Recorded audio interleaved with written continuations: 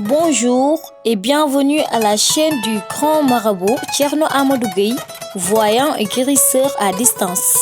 N'oubliez pas de vous abonner, mais aussi de liker la vidéo si elle vous plaît. Appuyez sur la cloche de notification pour ne pas rater nos prochaines vidéos. Merci. salaamaaleykum mbokk jullit yi salaamaaleykum sama mbokk sénégalais yi fu waay mën a nekk ci kaw suuf ku waay mën a nekk ci biir Sénégal ñi ngi lay ñaanal jàmm di la ñaanal salaam te di la encourager ginnaaw bu ñu julee ci sangu-sang yi Seydina Muhammad sallallahu alayhi wasallam ñi ngi ñaanal way dawlu yi ñaan na yàlla teeru leen ci ajana yi kawe yi ñi ngi ñaanal ñi nga xam ne ñi ngi ci hôpitaux yi di souffrir ñi ngi ñaanal aussi bàyyi wuñu fàtte wuñ ñi nga xam ñi ngi souffrir ci prison yi te nekk ay innocent yal na leen yàlla suturaal ba ñu dellu si seen ay biir mbokk yal na yàlla def jàmm ci Sénégal def jàmm ci réew mi def jàmm ci bépp xeet bu nekk ci àdduna te yàlla dundal lislaam ñi ngi ñaanal nag tey àdduna jàmm xew ci Ukraine ak ci Sénégal ak fépp ci àdduna ginnaaw bu loolu weesoo maa ngi dellu si nag tey di waxtaan ak sunu njiit yi parce que il est l'heure que ñu waxtaan tey Thierno Amadou li koy tax soxol tey li ma def problème tey mooy réew bi li ma ci doon wax boobu ba léegi gis nañ te lii raam ci ñag bi lay jëm ñun ñi nga xamante ni xëy na sunu kàddu kawewul mais am nañu ay gis-gis ay yëg-yëg lu mu dee am na ñu nuy dégg am na ñu nuy déglu te am na ñoo xamante ni soxla nañ sunu kàddu pour mën a xam fu ñuy teg seen tànk tey jii loolu moo tax tey ma jiital sama xel sama xol sama xalaat jaarale ko ci yoon bi nga xamante ni damay ñaan suma président de la république sunu président de la république président Macky Sall mu delloo si yërmande delloo si xelam si benn mbir mooy que mu ñëw toog waxtaan ak peuple am waxtaan ak ñi mu jiite waxtaan ak sénégalais yi parce que Sénégal xamuñu lu dul jàmm xamuñu lu dul ku leen nax-naxal ma koy ñaan lépp li nga xamante ni mooy manifestation naka bàyyi mu set nañ ko encadrer Sénégal jëm si jàmm waxoon naa leen plusieurs fois élection du yomb ci Sénégal élection mënta yomb jamono ji ñu toll ba faw nii lay demee léegi nag ni ñu mën a def pour conserver sunu valeur conserver sunu jàmm ji ñu amoon mooy que ñu bañ a tere lépp luy manifestation te encadrer ko nañu wane ni Sénégal c'est l'exemple de la démocratie ne serait-ce que 10 minutes ba nga xamante ni Macky Sall dina ko wax son excellence Macky Sall dina ko waxtaan ak réew mi ak askan bi waxtaan ak ñoom dalal xel yi parce que il est entouré de cadres il est entouré de plusieurs lu ñuy wax ni ay conseillers nañ ko xelal mu xam fu muy aborder sénégalais xamuñu lu dul ku leen nax nan naxanteeg sénégalais yi lépp set opposition bi bu mu leen jaay doole na leen seetaan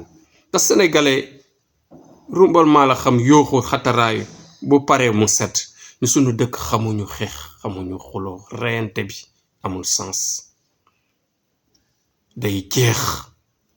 gàcce des xale yaa ngi dee ñu ngi koy banaliser parce que àdduna fi mu toll la léegi dañuy banaliser le mal dans tous les sens maintenant mal yépp nag ñu ngi koy banaliser parce que ça devient la routine et que dara umpeetul y a les médias les radios les télés se multiplient y a l'internet le Facebook y a ce moyen que nous utilisons YouTube Instagram TikTok ainsi de suite donc ak yeneen Snapchat ainsi de suite donc yooyu yëpp information yaa ngi fi def lu xew rek ba ci bi tubaab yi di gën a utiliser muy Twitter lu xew rek léegi umpatul kenn moo tax violence bi day développer sàcc bi dañuy xam noo gën a mën a sàccee noo gën a mën a protéger sa bopp nooy xeexee sa moroom nooy yàqee sa moroom yooyu rek mooy développé moo tax fin du monde si lañ cëpp bon nag ñun ñi nga xamante ni sunuy maam def nu liggéeyal Cheikh Bamba Haji Malick Bu Kunta Jaasante kenn mënu ko bañ loolu sunu richesse la ñun tarixa lañu xam l'islam nañu xam christianisme islam yépp ñu ngi fi développé macha allah kon nañu conserver sunuy valeur notre président ñu ngi koy ñaan mu waxtaan ak peuple bi balay élection yi lépp wàcc